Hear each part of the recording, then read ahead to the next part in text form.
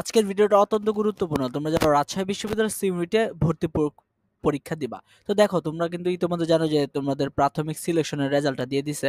তো তোমরা অনেকেই জানতে পারতাছো না যে ভাইয়া আমরা সি ইউনিটে কত পাইলে চান্স পাবো। দেখো তোমরা একটু আজকে যে সিলেকশনের রেজাল্টটা দিল এটা একটু দেখে তোমরা অ্যানালাইসিস করো। দেখো তোমরা যারা সি ইউনিট নিয়ে শুধুমাত্র কথা বলবো সি ইউনিট নিয়ে। দেখো সি ইউনিট নিয়ে যারা দেখো সায়েন্স থেকে যারা সিলেকশনে টিকছে দেখো সর্বনিম্ন দেখো তোমার 4 পয়েন্ট কত 69 দেখো তোমার 3টা মেরিট দেওয়া হবে, তবে একটা দিছে প্রথম মেরিটেই দেখো 4 পয়েন্ট কত 69 এত নিচে চলে আসছে, টিকে গেছে 4 পয়েন্ট কত 69 এই টিকে গেছে। তো আরো দুইটা কিন্তু মেরিট দেওয়া হবে, আর দুইটাতে আশা করা যায় 4 পয়েন্ট কত তোমার কত 5 এর উপরে যারা আছো তোমরা সবাই টিকবা। 4 পয়েন্ট কত 5 এর উপরে যারা আছো সবাই টিকবা।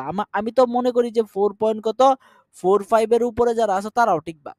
তবে 4 পয়েন্ট কত 5 এর উপর যারা আছো তোমরা কনফার্ম থাকতে পারো ইনশাল্লাহ তোমরা টিকে যাবা।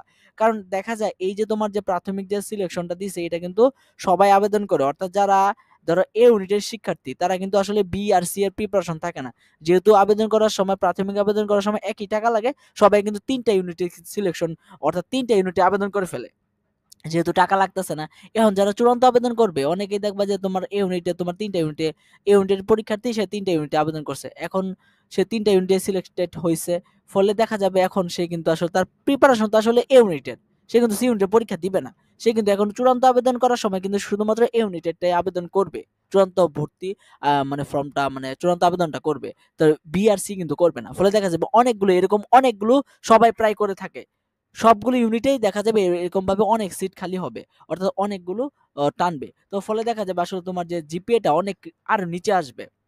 তো আশা করা যায় তোমরা যারা সি ইউনিটে তোমরা যারা সি ইউনিট নিয়ে তোমরা যারা 4 পয়েন্ট 5 আছো তোমরা ধুমসে প্রিপারেশন শুরু করে দাও আজ থেকে। তোমরা অবশ্যই সিলেকশনে টিকবা, এটা আমি বলে দিলাম।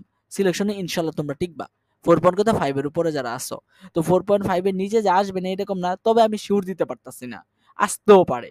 তবে 4.5 এর উপরে তোমরা শিওর থাকো ইনশাল্লাহ আসবে। তো আজকের ভিডিওটা এই পর্যন্তই।